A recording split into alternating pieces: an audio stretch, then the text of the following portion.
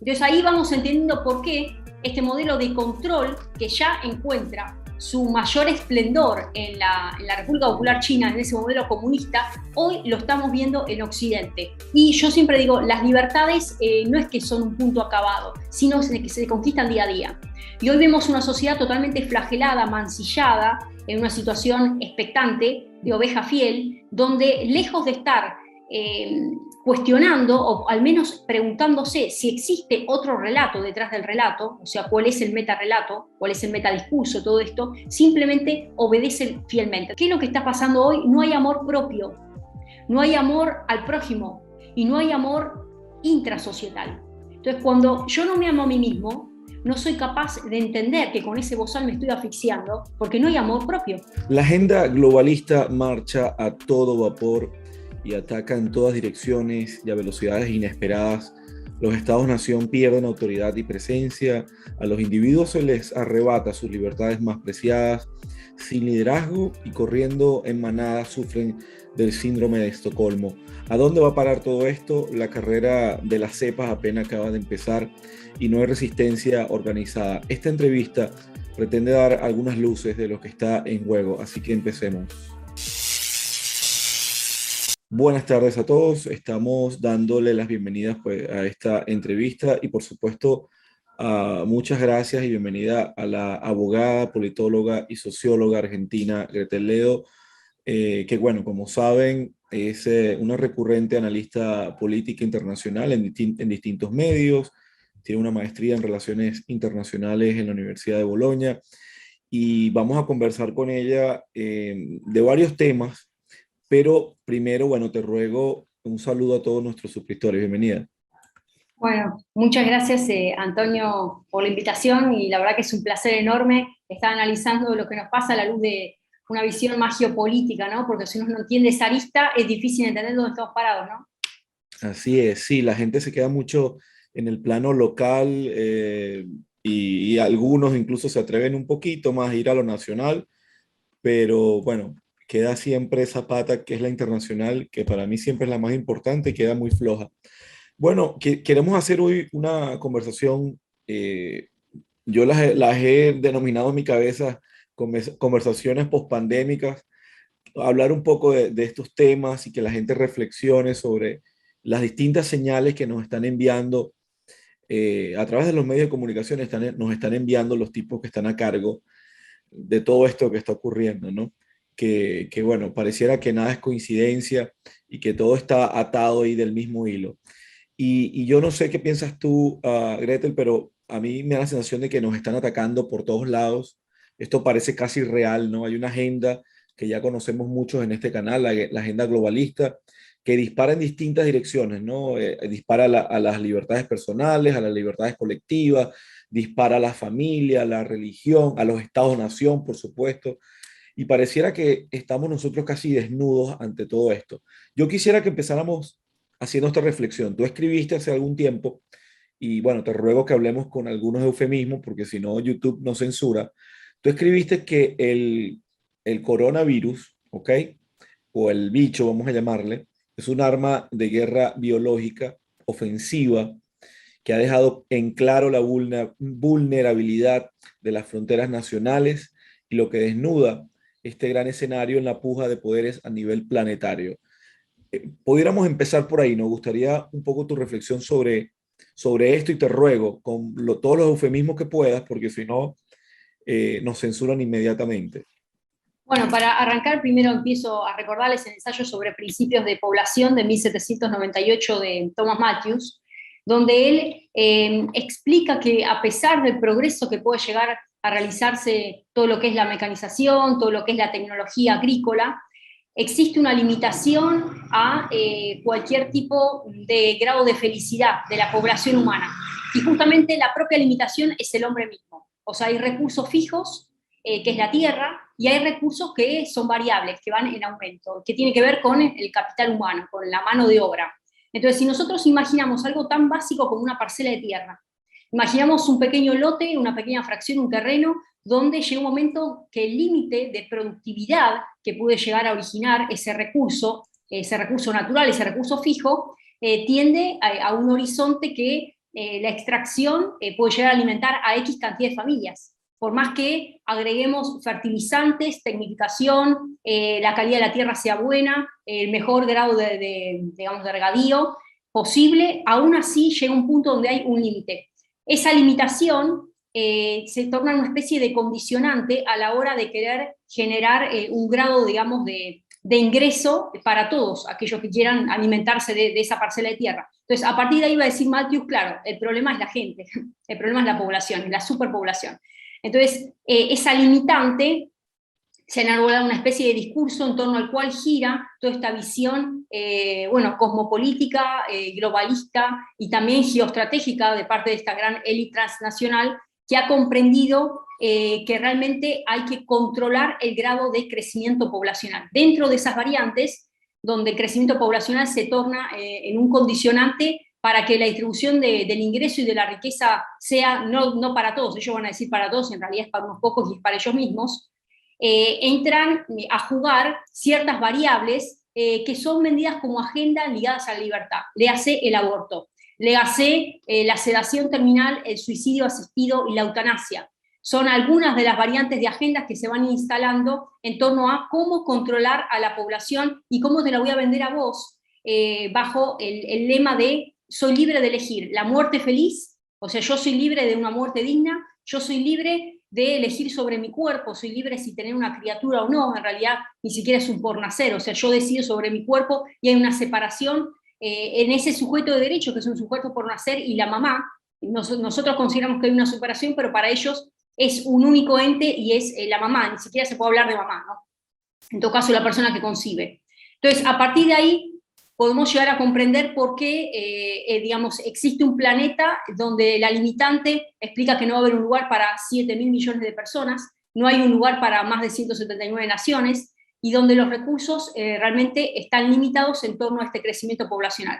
A partir de ahí vamos a empezar a entender una serie de ensayos vinculados a todo lo que es la reproducción sexual, el derecho de la mujer a decidir sobre su cuerpo, esta lucha descarada que hay en torno a la destrucción de la familia, que más adelante vamos a estar hablando, por qué la reproducción realmente es un dispositivo voraz que hay que controlar, ¿no? Entonces, todo lo que es el plano de reproducción familiar, lo que es la familia, lo que es el cuidado y el rol que tiene que tener la madre sobre los hijos, realmente son peligrosas para esta pequeña élite transnacional que está manejando todos los retículos de poder. Y a partir de ahí, los estados-nación se van a tornar meramente en títeres que reproducen una agenda foránea, una agenda instalada hoy en una agenda transnacional. Estamos hablando de Naciones Unidas en particular, hablamos del Foro Económico de Davos, hablamos del Gran Reseteo, hablamos del capitalismo inclusivo, del capitalismo tres partes, hablamos de Fratelli Tutti, una de las encíclicas del Vaticano, donde lamentablemente ni siquiera los católicos se sienten representados por Bergoglio.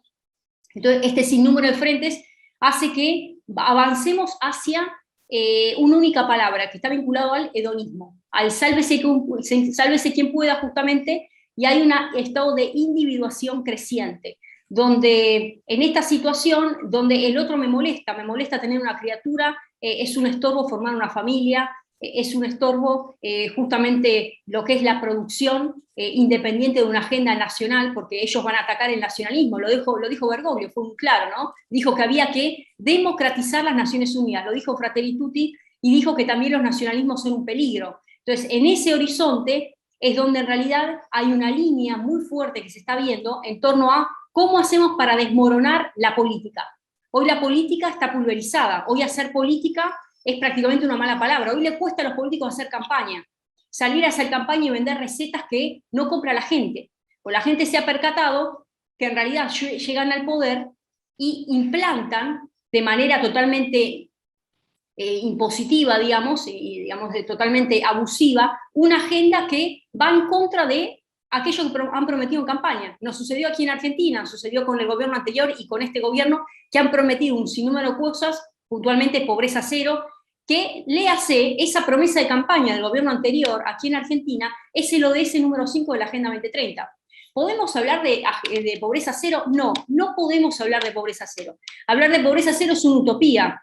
O sea, hablar justamente de que vamos a erradicar la pobreza, nosotros, los capitalistas, nos hemos dado cuenta que el sistema falló.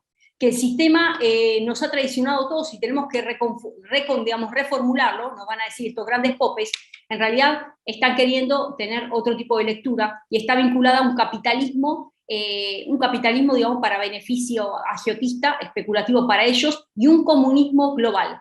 Ese modelo, el PSC, que es el modelo comunista chino que se está implantando a lo largo y ancho del globo. Fíjense la bancada que tiene hoy China en las Naciones Unidas. Fíjese cómo desembarca con el Foro Económico de Davos.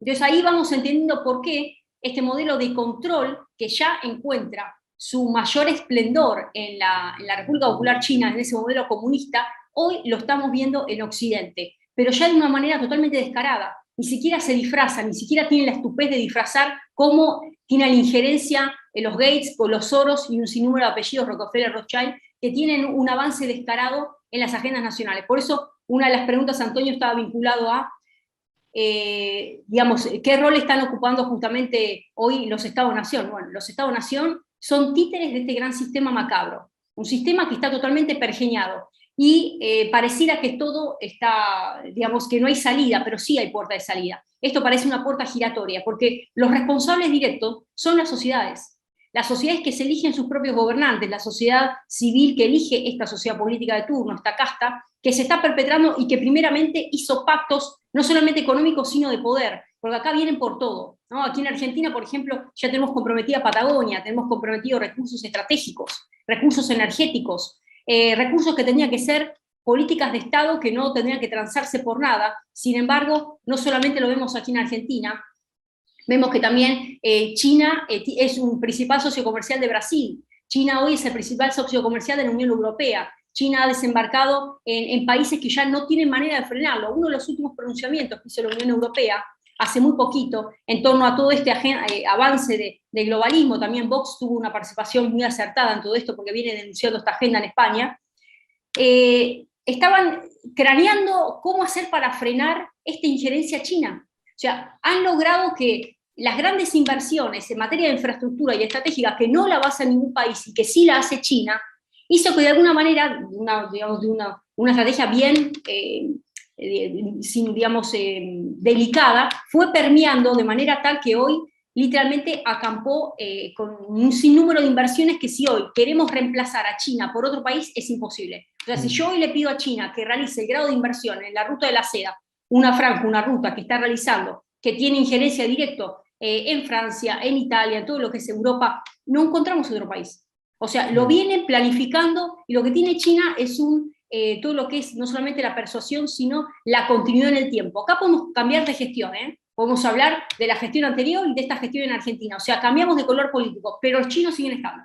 O sea, los chinos acá ya vienen hace años en Argentina, ¿sí? Vienen con todo este programa de continuidad. O sea, no les interesa el color político que vos tengas. Ellos lo que quieren es instalar el modelo chino, y ya ni siquiera estamos hablando de un desarrollo de esas grandes empresas chinas en territorio nacional, porque requieren no solamente de recursos naturales, sino recursos energéticos. Saben que necesitan de más territorio, y eso lo han entendido claramente al pie de la letra aquí en Sudamérica. Sí, Antonio. Sí, Gretel, vamos a tocar por supuesto el tema de China con profundidad, el tema de Bergoglio, el tema de esto que tú hablas sobre la individualización o individuación de la sociedad, pero me gustaría que me ayudes, porque esto es una tarea que tengo personal y que lo hago con todos los entrevistados o con casi todos, ¿no? Tú hablabas del tema, y con esto arrancaste, con el tema de la disminución de población, que parece algo que es lógico, está en cualquier cantidad de ensayos. De hecho,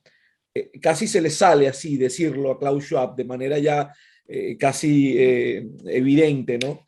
Pero todavía hay gente, muchísima gente, en este canal son pocos, aquí somos 120,000 y gracias a Dios casi los 120,000 estamos todos bien claros en esto, pero siempre llega uno nuevo y dice, a mí me atacan mucho en Twitter por eso, dice, bueno, ¿y por qué esta gente va a querer que seamos menos? Si entonces a quién les venden sus productos, ¿no? Este es el razonamiento el más superficial, el que sale más rápido. O sea, la gente lo primero que se le ocurre es decir, ¿por qué van a querer que seamos menos? Y entonces a quiénes ellos les van a vender sus productos. Yo lo que les explico es, hijo, esto no es un tema de vender productos, ni de dinero, es de supervivencia. El dinero lo están imprimiendo hace décadas y lo siguen imprimiendo. O sea, no es un tema de de dinero ni de poder. Es un tema de supervivencia, lo que tú hablabas de la cantidad de recursos disponibles y la cantidad de gente en el planeta. ¿Tú pudieras reforzar un poco ese tema? Porque la gente en verdad cree que no, esto es muy conspiranoico. No puede ser eso, porque entonces ¿a quién les venden sus cositas, sus juguetes? ¿Qué nos puedes decir en ese sentido? Bueno, mira, voy a leer textual cómo ellos lo venden desde Naciones Unidas. Ellos van a decir que este es un plan de acción a favor de las personas, el planeta, la prosperidad y la intención de fortalecer la paz, ¿no? La paz y el acceso a la justicia, las famosas P, ¿no? Que se resumen en todo eso.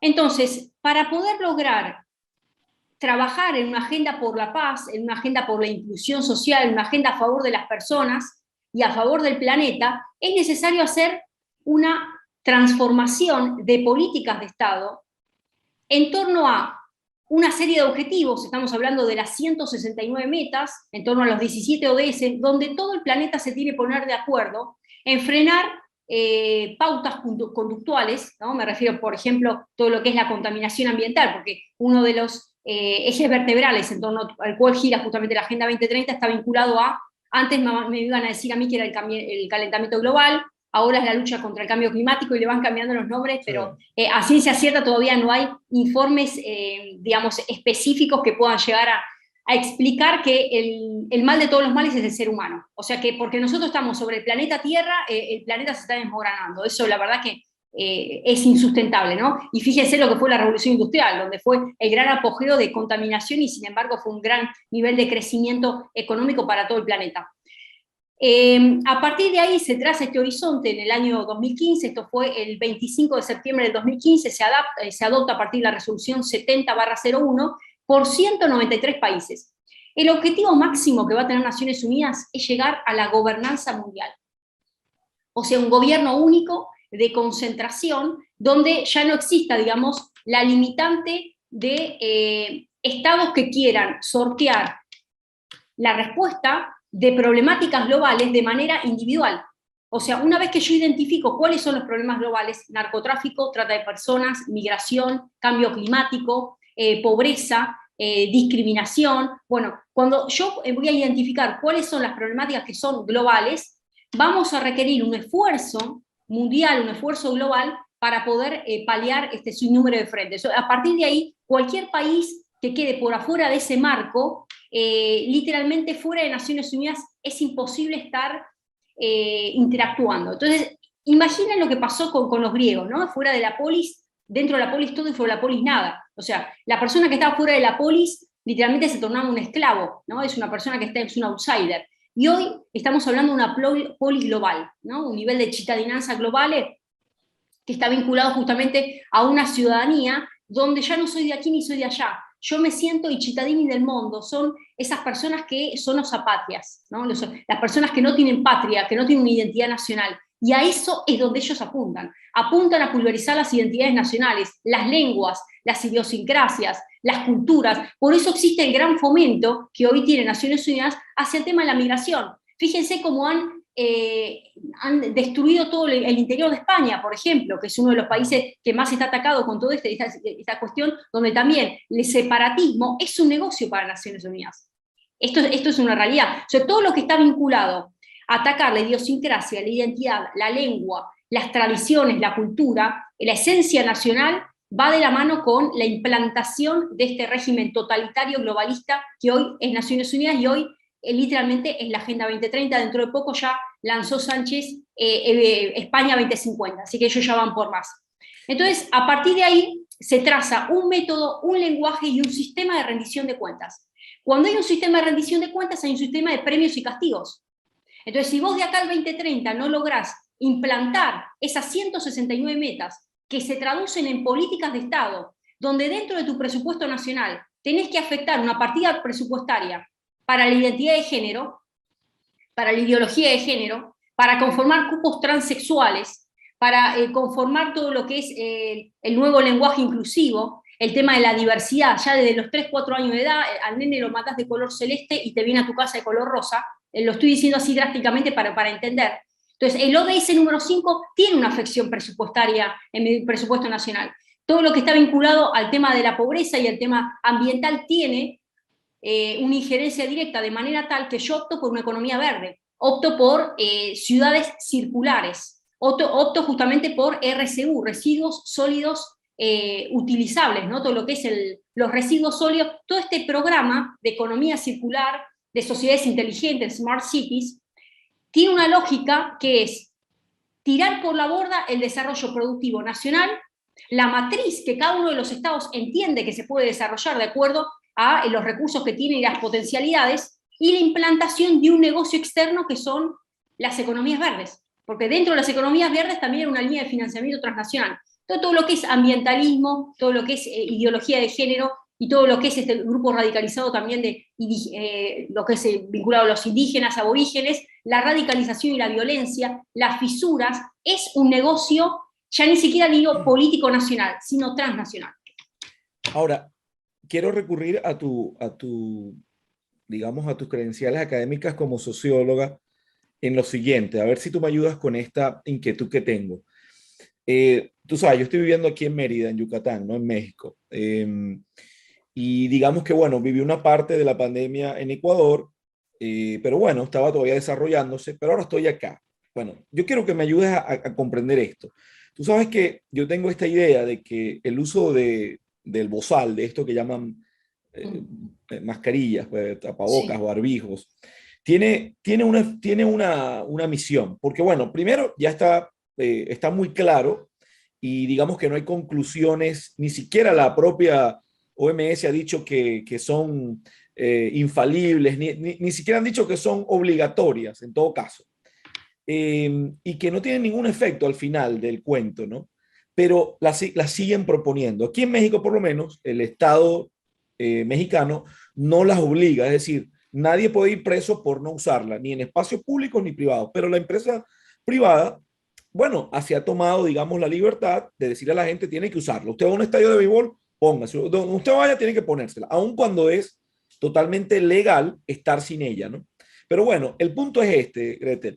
Yo me he dado cuenta que la gente en este tiempo le está cogiendo asco a la otra, a gente que no conoce. Te explico, yo me la acerco a alguien en un estadio de béisbol demasiado y yo veo cómo existe como algo que no existía hace un año, 2 años, eso no existía. Una reacción como de asco, como me estás pegando mucho, no tienes mascarilla, este es un tipo extraño, y ni siquiera he hablado, ¿no? No he soltado 2 palabras, pero como no tengo la mascarilla y me la estoy pegando mucho, existe una especie, y no me ha pasado, Gretel, una o dos, ni tres, no, me ha pasado como 20 veces. Yo creo que hay algo allí, y me vas a perdonar que me tarde tanto tiempo en explicártelo, pero quizás te haya pasado. Esto de tenernos asco está relacionado con el tema de la individuación o individualización de la sociedad, de que no nos podamos abrazar más, que no pueda haber empatía entre incluso extraños. No sé si están trabajando hacia eso, porque esto me parece muy fuerte, pues que tú vayas a un estadio de béisbol y pases 9 innings, que son 3 horas sentado con alguien allí, y la persona que está abajo ni voltea, y si volteas con asco y con desprecio de que yo estoy sin mascarilla o no sé qué, esto no es normal, esto no me parece algo normal. ¿Qué tú crees que hay detrás de esto? Bueno, la verdad que ahí diste en la clave, Antonio, bueno, y esto está vinculado justamente a cómo desposeernos de lo más sagrado que tenemos, que es nuestra libertad. Una persona que no tiene libertad se torna en un esclavo, se torna en un prisionero. Y hoy nos hemos tornado en prisioneros no solamente del papá Estado, de este aparato ideológico, porque sí quiero volver al Tusser, quiero hablar de los aparatos ideológicos de Estado que están adoctrinando. Entonces, toda vez que a mí me van a colocar ese bozal, me están recordando, me están haciendo recordar que existe algo en el ambiente donde yo soy una persona totalmente frágil y no solamente me puedo contagiar, sino que puedo ser un vector social de contagio hacia mi prójimo. A partir de ahí, mantengo yo, papá Estado, el control psíquico sobre esa persona.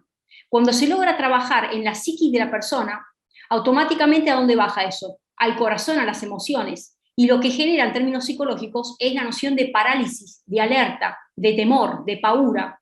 Entonces, el temor abre una luz hacia aquello que es incierto. Y cuando es incierto, el ser humano tiene una tendencia no a avanzar, sino algunos se quedan en el lugar, otros directamente retroceden.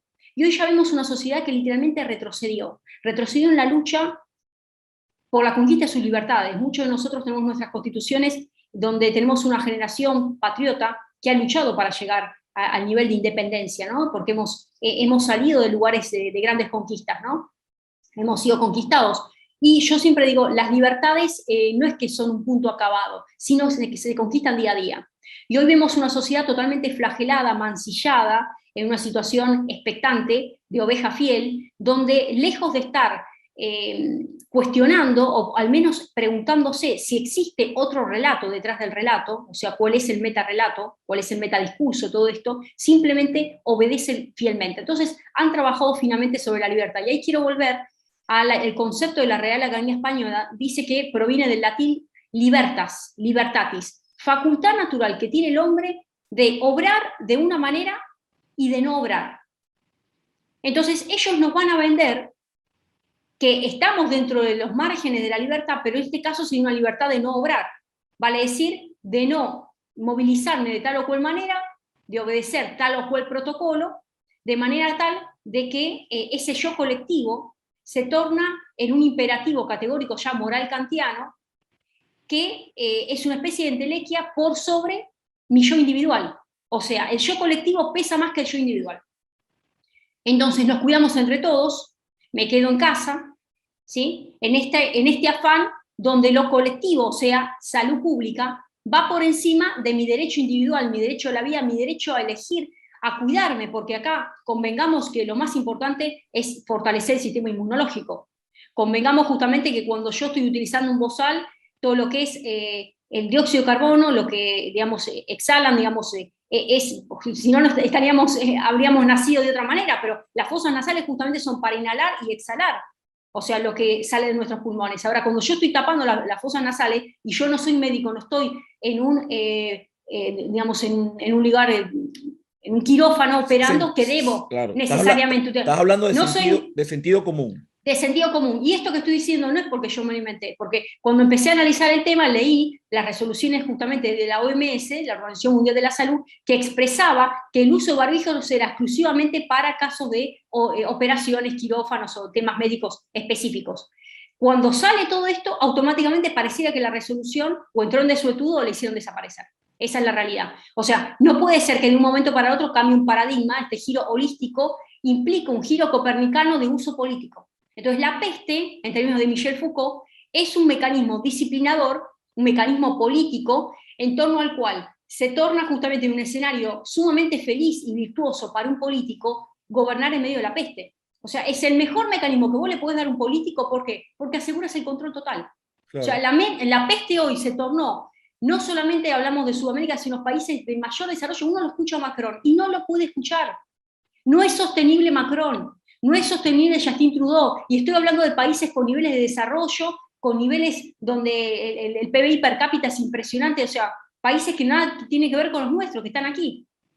Y pese a ello encontramos cómo ya esta bocanada de élite transnacional la vemos en Bergoglio, la vemos en Macron, la vemos en Sánchez, la vemos en Justin Trudeau, la vemos en Merkel. O sea, esto ya no tiene un trasfondo de países más o menos pudientes. ¿Soy creyente o no soy creyente? Esto atravesó y se infiltró en lugares religiosos, en lugares políticos, en lugares económicos, en farmacéuticas, en todo lo que es la industria justamente de medios de comunicación, más media, redes sociales. O sea, hay una telaraña financiera, bancario, hay una telaraña de manera tal que es difícil escapar. Entonces todo está bajo este control. Sí. Volvemos al tema de la libertad. Otra de las definiciones: estado o condición de quien no es esclavo. O sea, la libertad se define por un antónimo, no es esclavo, no es un prisionero. Y hay otro concepto que también quiero denominar, que está vinculado a la libertad condicional. Dice que es el beneficio de abandonar la prisión que puede concederse a un penado en el último periodo de su condena, ¿no? Y está sometido a posterior observancia de buena conducta. Existe una libertad condicional. Ahora, ¿cuál es la libertad condicional? Nosotros tenemos esa libertad condicional hoy por este régimen, donde me van a decir que soy libre, pero está condicionada a mantener el protocolo del sistema globalista totalitario. Entonces, aquella persona que rompe con esos límites del protocolo, automáticamente la libertad dejó de ser condicional, hoy es una libertad totalmente vedada, ¿no? Entonces, es difícil hablar justamente de qué se entiende o no por contravención, porque acá tenemos dos tipos de castigos. El castigo del aparato estatal, político, ¿sí? Por eso hablamos de los aparatos ideológicos de Estado que nos adoctrinan, nos disciplinan a partir de diferentes lugares y espacios sociales. Digo, te disciplinan en la escuela, te disciplinan en el sanatorio, porque vos ingresás hoy por una dolencia, una afección en el oído, y terminás con otro tipo de pronóstico. Y después, cuando llega el momento, el certificado de defunción, tenías otro tipo de situación delicada de salud, y por las dudas se tiene que colocar tal o cual cosa. ¿Por qué será que no hubo autopsias? ¿Por qué será cuando dijo Bolsonaro, bueno, ahora sí se les acabó la fiesta, empezaron las autopsias?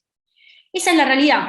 Entonces, por eso hablamos de el aparato ideológico de Estado, que es el castigo público estatal, y después hablamos de lo que recién mencionabas vos, Antonio, que es el castigo social.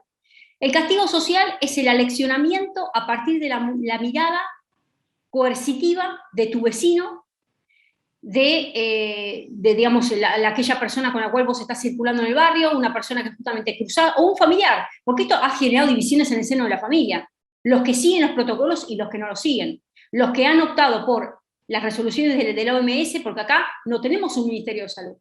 Acá lo que tenemos es una prórroga de jurisdicción, una transferencia de jurisdicción, y literalmente somos la sede de Naciones Unidas, cada uno de nosotros, a partir de la instauración de la OMS, como si fueran una especie de leyes aprobadas por los parlamentos.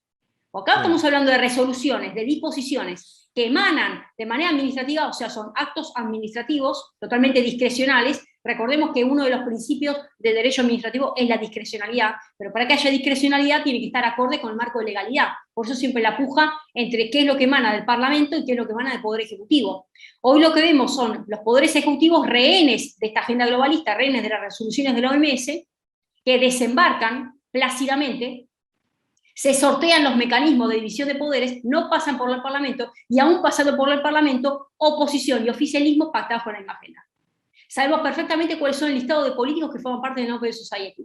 Se han denunciado, y acá vemos desde el arco de izquierda y el arco de derecha. ¿Por qué Soros está financiando a candidatos de la izquierda y de la derecha en Chile? ¿Por qué Soros pone doble ficha? Porque acá ya no se habla de ideologías, acá no se habla de financiamientos de un paraguas o del otro, pero nos han hecho creer que la democracia es la instancia de libertad de los pueblos. Nos han hecho creer que vamos a las urnas libres a votar, pero esa urna está condicionada, porque si el político que se presenta pactó previamente, nosotros simplemente convalidamos el títere de turno. Claro. Ese es el despertar que hay que levantar en los pueblos. Entonces hablamos del castigo público estatal, del castigo social, y que te marcan el error, porque vos no estás de tal o cual manera, con bozal, sin bozal, o aplicando esa directiva o ese protocolo, no solamente sos un negacionista, sino que sos la bomba social, autor material de un daño que incluso podés llegar a sufrir un tipo de demanda. Me explico, que es una acción colectiva, porque claro, la acción colectiva, la legitimación colectiva también forma parte de un proceso judicial. Y después tenemos el otro castigo, que es el individual. El individual es el autoflagelo. El autoflagelo es el automancillamiento. Soy la persona que yo pienso diferente, que empiezo a dudar, que empiezo a cuestionarme, me empiezo a percatar que esto algo raro debe haber. Pero no tengo las fuerzas, no tengo el carácter, no tengo el ímpetu, no tengo el grado, digamos, de independencia como para levantar una voz diferente en medio de este gran frenesí donde han pactado medios de comunicación convencionales, digo convencionales, no alternativos, convencionales, con los políticos de turno. ¿Me explico? Entonces, ahí sí existe una autoflagelación. Por las dudas me callo. Entonces, tengo miedo al repudio social, tengo miedo al castigo social, el castigo estatal público. Por ende, me quedo en mi barca. Esa barca se llama temor, se llama ausencia de movilidad, ¿no? Entonces, la persona no ejerce control sobre el dispositivo que tiene, que ¿cuál es? El cuerpo. Michel Foucault va a decir que los cuerpos son dispositivos, pero ya no es un dispositivo individual, es un dispositivo social.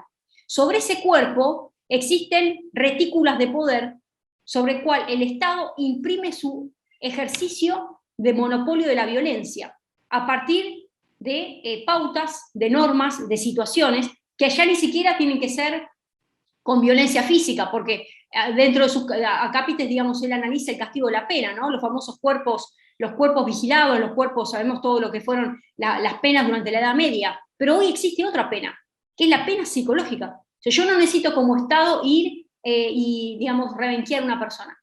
No, porque yo ya te estoy amancillando mentalmente. Sí. Entonces, cuando yo a vos no te permito abrir la persiana de un comercio, cuando yo a vos te mando a tu nene vestido de celeste y te viene de rosa, ¿sí? Cuando a vos te estoy diciendo que tiene que haber un cupo para ingreso, no solamente digamos, en el sector público, sino también el propio sector privado está abriendo cupos para gente con otra orientación sexual de manera obligatoria. ¿Me explico? Y después están aquellos que siguen o no las pautas de esta policía sanitaria, aquellos que no siguen las pautas, están siendo separados del trabajo. Y esto atenta contra el derecho laboral. Esto atenta justamente contra uno de los derechos más sagrados, que tiene que ver con el derecho de trabajo, derecho a transitar libremente por el país, derecho a trabajar, a comerciar. O sea, este aparato nefasto totalitario ha borrado del mapa todas las libertades individuales y los derechos adquiridos sociales. Bueno, amigos, antes de seguir, quiero, como siempre, darle las gracias a los mecenas de este canal. Ahí están en pantalla y que, bueno, tanto nos ayudan y que nos permiten seguir adelante en esta misión de decir lo que no vas a escuchar nunca en CNN. Por supuesto, a todos los que se quieran unir, abajo está el link. También invitarlos pues a este webinar de Daniel Stulin del pasado 15 de julio, un webinar extraordinario.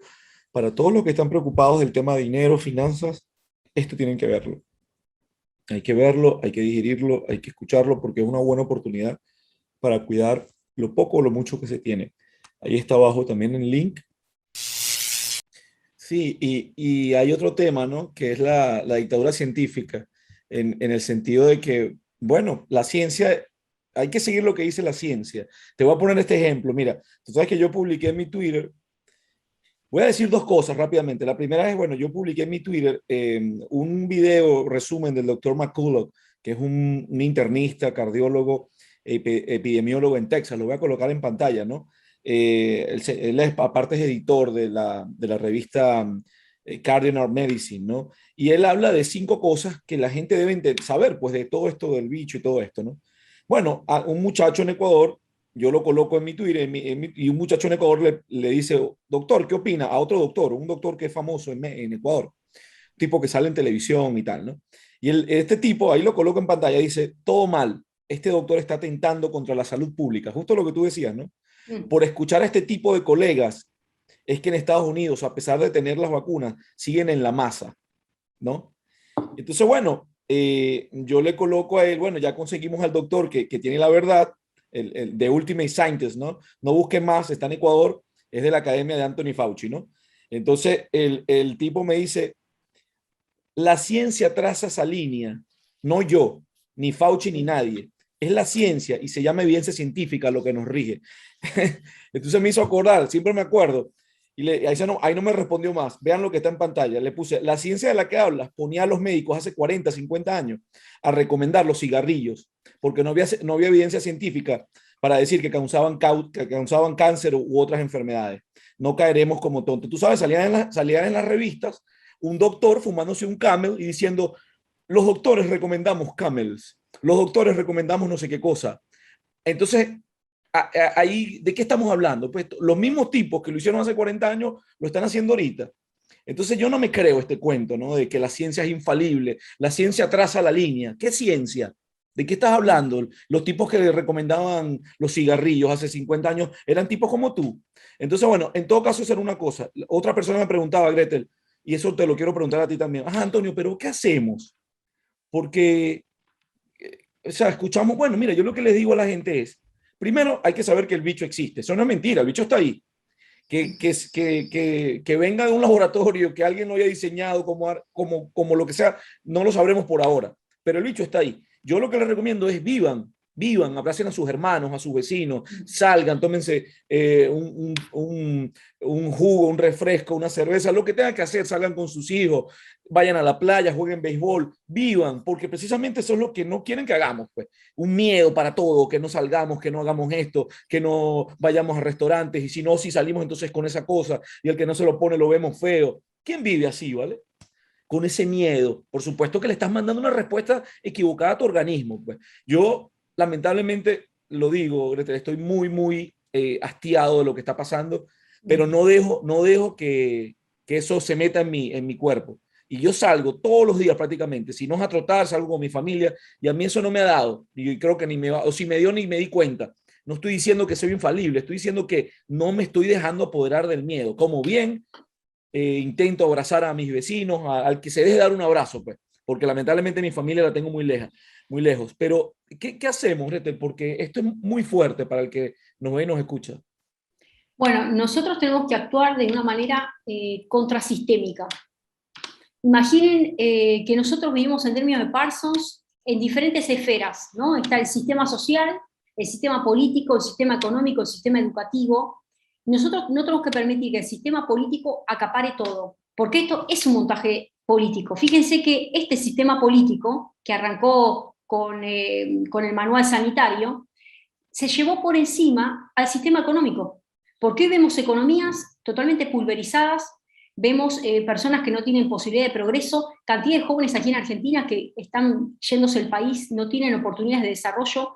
Uno con qué tipo de motivación puede llegar a contagiar a jóvenes a prepararse, a formarse, cuando no tienen un horizonte, ¿no?, de realización. Ahora, cuando una persona no se puede realizar individualmente, fracasa la política, porque se forman aquí en buenas universidades públicas. Argentina tiene la UBA, que es una universidad muy buena de excelencia, y realmente cuando llega el momento, literalmente estamos expulsando a nuestros jóvenes, y ni hablar de aquellos más pequeños que hoy por hoy están literalmente, digamos, encasillados en un sistema donde el Estado ha acaparado todo y los padres no saben qué hacer. Entonces, no los llevan a escuelas públicas, los quieren llevar a escuelas privadas, y aún así también la escuela privada está teniendo también este nivel de injerencia, digamos, ¿no?, en niveles de conciencia, de cuestiones de la moral, de las buenas costumbres, cuestiones que tienen que ver con valores, con tradiciones que se pasan de abuelos a padres, de padres a hijos, donde ya el Estado se arrogó la patria potestad.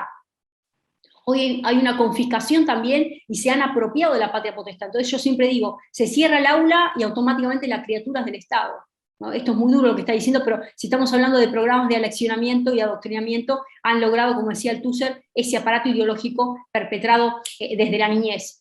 Y quiero recordarles lo que dice una palabra en 1 Juan, capítulo 4, 18, dice: en el amor no hay temor, sino que el perfecto amor echa fuera el temor. El temor lleva en sí castigo, y el que teme no ha sido perfeccionado en el amor. ¿Qué es lo que está pasando hoy? No hay amor propio, no hay amor al prójimo, y no hay amor intrasocietal.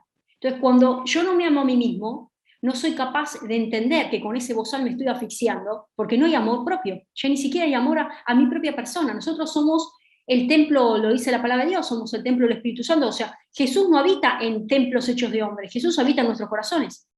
Entonces, cuando tenemos la presencia y entendemos que nosotros somos nada más y nada menos que la obra, la creación más hermosa que hizo Dios, que son los seres humanos, Dios nos creó con libertad.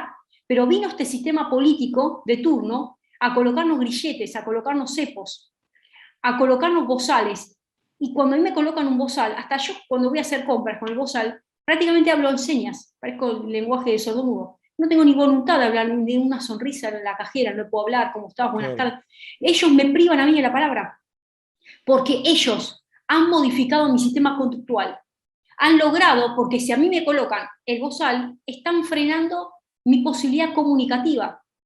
Ni hablar del tema del abrazo, ni hablar justamente de un beso, de una sonrisa, de una mirada. O sea, lo gestual hoy ha cambiado todo el paradigma incluso de la comunicación. Entonces, a partir de ahí se logra justamente inficcionar, digamos, este sistema de cómo hacer para ir pulverizando los lazos sociales. Entonces, hablamos de la socialización primaria, que es la familia. Esa socialización primaria hoy está quebrada, porque están quienes siguen o no los protocolos y quienes no. Entonces, han roto la célula familiar, y más con el tema de la ODS número 5, ya sabemos a lo que nos referimos. Entonces tenemos la socialización primaria en crisis. La socialización secundaria totalmente arrastrada por este modelo totalitario, donde ya no necesito ni siquiera el aleccionamiento del comercio que dice no se ingresa si no fuera con barbijo, sino que la gente te mira ya por la calle si no tenés el barbijo o si te acercás. ¿Está bien? Entonces ya también se rompió el límite de la socialización secundaria. Ahora, ¿qué es lo que hacemos frente a esto? Rompemos el sistema. Tenemos que ser antisistémicos. Entonces, no permitir que este sistema político se esté llevando todos los sistemas de turno. ¿Qué es lo que yo hago en mi caso? Bueno, yo en mi caso, obviamente no uso el barbijo, no uso para nada el barbijo, entro al banco, cajero todo sin barbijo, solamente lo utilizo si tengo que entrar a comprar algo, que ni siquiera me tapo las fosas nasales, o sea, yo digo, si querés matar, mátate solo, porque digo, hasta ahí llegó mi límite, el límite tuyo, lo pensás de una manera, yo lo pienso de otra. Entonces, si nosotros seguimos obedeciendo fielmente, por más que la palabra, y esto miren lo que digo, la palabra de Dios dice que hay que respetar y obedecer a las autoridades. Me pregunto, si esa autoridad está siguiendo el manual del suicidio social colectivo, si esa autoridad no está implantando una política nacional, patriota, que defienda el interés nacional, sino totalmente transnacional, totalmente extranjerizante, avasallante, alienante, ¿sí? De ruptura, de individuación creciente, ¿voy a seguir al mandatario de turno? Yo no estoy hablando de una insurrección, yo no estoy diciendo que hay que tomar las armas, pero las armas primero se toman en la mente. Por eso justamente Gramsci hablaba de la revolución y de los intelectuales. Gramsci la entendió, Gramsci fue más allá de Marx. Marx nos hablaba de los medios materiales de producción, que la lucha se da justamente por esa apropiación de propietarios y trabajadores. Pero hoy esa lucha se traspasó al plano cultural. Hoy la batalla es cultural, por la apropiación del lenguaje, la apropiación de las palabras, el uso de la palabra. ¿Cómo hacemos un lenguaje inclusivo? ¿Cómo hacemos para que esas minorías tengan derechos? Pero ya no son derechos de las minorías. Resulta que esas minorías están arrasando lo colectivo. Entonces, hoy ser heterosexual es prácticamente un pecado, es un delito. Entonces, si yo salgo con el orgullo trans, salgamos con el orgullo heterosexual. Salgamos con el orgullo por la familia, ¿no? Y ahí te quiero interrumpir solamente para esto, que nos quedan 10 minutos, un poco menos de 10 minutos. Te voy a colocar esto en pantalla, ¿no? Y quiero que esto es muy fuerte, pero ya no nos sorprende nada. Cada vez más los medios, porque esto lo replica alguien y después todos los medios lo que hacen es sacar la noticia con otra fotico, ¿no? Este es un medio argentino, TN, ¿no? Los padres desperdician unas 4.000 horas de su vida durante la crianza de sus hijos, porque estás trayendo el tema del tema sexual, pero ¿a dónde vamos a llegar? ¿Vale? ¿Qué le pasa a estos tipos? O sea, imagínense, ahora resulta que criar a los hijos es un desperdicio, pues uno está desperdiciando las horas de vida de uno por criar a los hijos. Imagínate esto. Quiero tu reflexión sobre esto, a qué juegan estos tipos cuando sacan estas cosas. Y después me queda una última pregunta, sí, pero te ruego, nos quedan un poquito más o menos de 8 minutos. Adelante.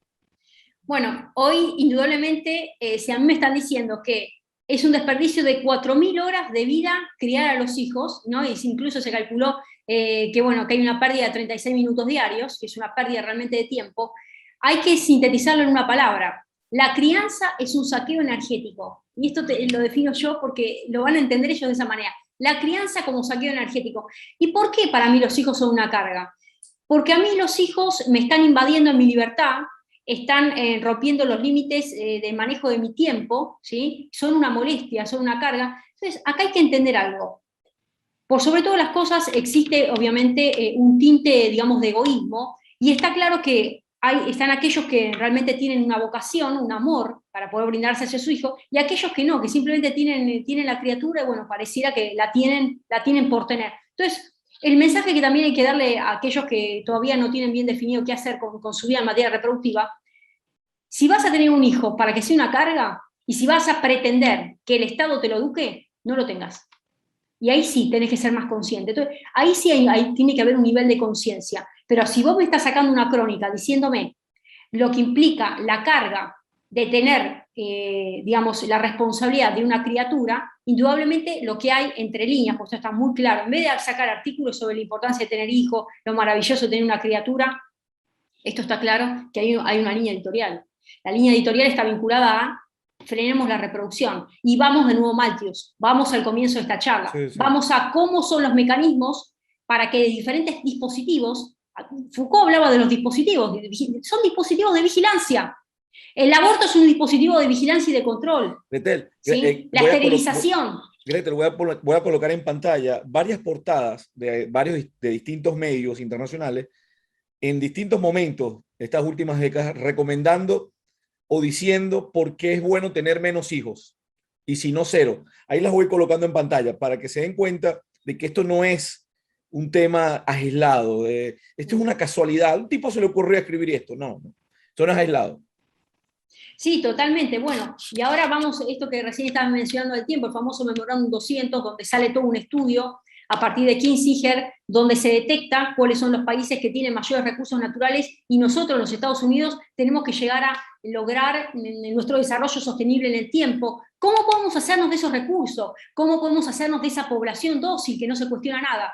Vamos a incorporar el derecho de la mujer, derecho a ser libre, derecho a decidir sobre mi cuerpo, derecho a tener una planificación familiar, reproducción sexual. Entonces, los derechos sexuales hoy, para Naciones Unidas, son derechos humanos. Entonces, si estoy hablando del derecho sexual como un derecho humano, te lo van a vender como derecho humano, lean lo que son las oficinas de Naciones Unidas aquí en Argentina, vemos todos los contenidos. En realidad, hay líneas de financiamiento de grandes multinacionales, puntualmente lo que es la familia Gates, financiando todo lo que es este mecanismo, justamente este dispositivo de control Foucaultiano que es el aborto. El aborto, y hace muy poquito, se aprobó hace muy poco, el tema de la eutanasia.